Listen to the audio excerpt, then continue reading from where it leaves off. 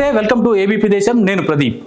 వేములవాడ రాజన్న దేవాలయంలో వందల ఏళ్లుగా హిందూ ముస్లిం మత సామరస్యానికి ప్రతీకగా నిలిచే ఒక దర్గా ఉన్న విషయం మీకు తెలుసా?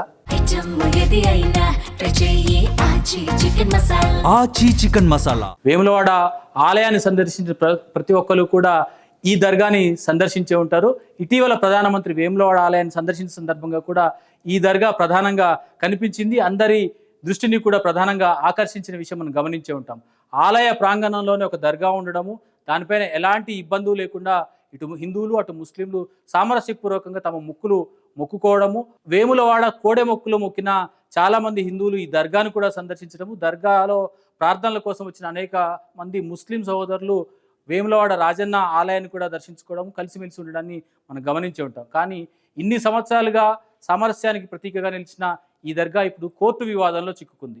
ఎందుకు అంటే వేములవాడ ఆలయాన్ని అభివృద్ధి పరిచే క్రమంలో భాగంగా ఆలయ పునర్నిర్మాణం చేస్తున్నారు. ఆ క్రమంలో ఈ దర్గాని తొలగిస్తున్నారు, కూల్చివేస్తున్నారన్న అభ్యంతరాన్ని వ్యక్తం చేస్తూ నజీమా అనే ఒక వ్యక్తి, మహమ్మద్ నజీమా అనే ఒక వ్యక్తి కోర్టును ఆశ్రయించడం జరిగింది. 800 సంవత్సరాలుగా ఈ దర్గా ఇక్కడే ఉంటుంది.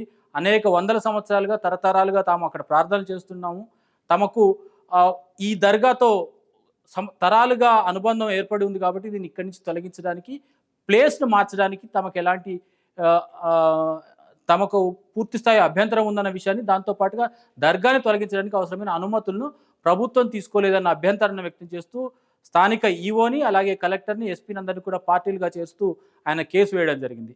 దీంట్లో ప్రధానమైంది ఆలయాన్ని దర్గాని తొలగించాలంటే స్థానిక కేర్ టేకర్ని మాత్రమే అనుమతి తీసుకుంటే సరిపోదు. ఇది తెలంగాణ వక్ఫ్ బోర్డు అనుమతి తీసుకున్న తర్వాతనే ఆ చర్యలు చేపట్టాల్సింది, ప్రొసీజరల్గా ఆ పని చేయలేదనేది ప్రధానంగా పిటిషనర్ యొక్క వాదనగా కనిపిస్తూ ఉంది. అయితే కేసును ప్రాథమికంగా విన్న కోర్టు మాత్రం దీన్ని దర్గా తొలగింపునకు, కూల్చివేతకు స్టే విధించడం జరిగింది. ఈ నెల 26వ తారీఖున, ఫిబ్రవరి 26వ తారీఖున ఆ మేరకు నిర్ణయం తీసుకోవడం జరిగింది. తాజాగా జరిగిన మరొక హియరింగ్లో ప్రభుత్వం నుంచి ఈ మొత్తం వ్యవహారానికి సంబంధించి పూర్తి వాస్తవాలు తమ ముందు ఉంచాల్సిందిగా, తదుపరి చర్య తీసుకోకుండా ఉండాల్సిందిగా ప్రభుత్వాన్ని ఆదేశించడం జరిగింది. ఇప్పటికే కూల్చివేత ప్రారంభమైందన్న వాదనల నేపథ్యంలో తదుపరి ఎలాంటి చర్యలు తీసుకోకూడదు, తుది తీర్పునకు లోబడి దర్గా తరలింపు ఉండాలన్నది కోర్టు ఇప్పటివరకు చెప్పిన మధ్యంతర తీర్పుగా భావించాల్సి ఉంటుంది. అయితే ఇప్పటికే దేశవ్యాప్తంగా ఒకవైపు కాశీలోను, మధురలోను, మన హైదరాబాద్లో చార్మినార్ కానుకున్న భాగ్యలక్ష్మి టెంపుల్,